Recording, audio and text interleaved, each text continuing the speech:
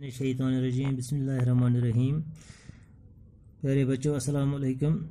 इस वक्त हम 8वीं जमात में हैं और हमारा जो सब्जेक्ट है वो उर्दू है और हमारा जो टॉपिक है मौजू है वो है चंद खलाबाज ख़वातीन।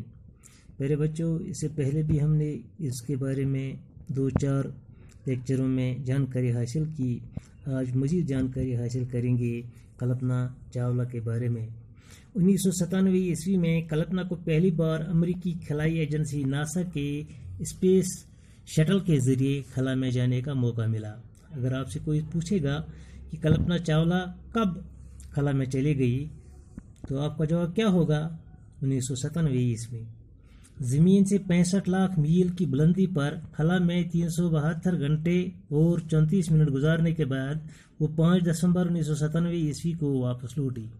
इस वक्त के वज़ीर आज़म मिस्टर इंद्र कुमार गुजराल ने फ़ोन पर उनसे बात करते हुए जब इकबाल की इस मिसरे की याद दिलाई कि सितारों से आगे जहां और भी हैं अभी इश्क के इम्तिहान और भी हैं, तो कल्पना ने जवाब दिया कि हाँ, मैंने ये सुना था लेकिन आज अपनी आंखों से ये देख रही हूँ। कल्पना चावला दूसरी बार 16 जनवरी 2003 ईस्वी को अमेरिकी खलाई शटल कोलंबिया के ज़रिए 6 दीगर खलाबाजों के साथ खला में गई।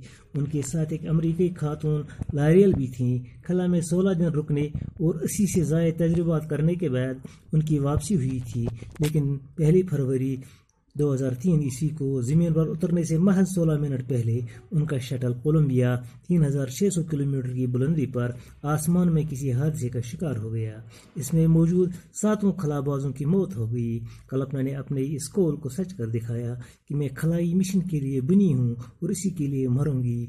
उनकी अजीम कुर्बानी हमेशा याद रखी जाएगी। शुक्रिया।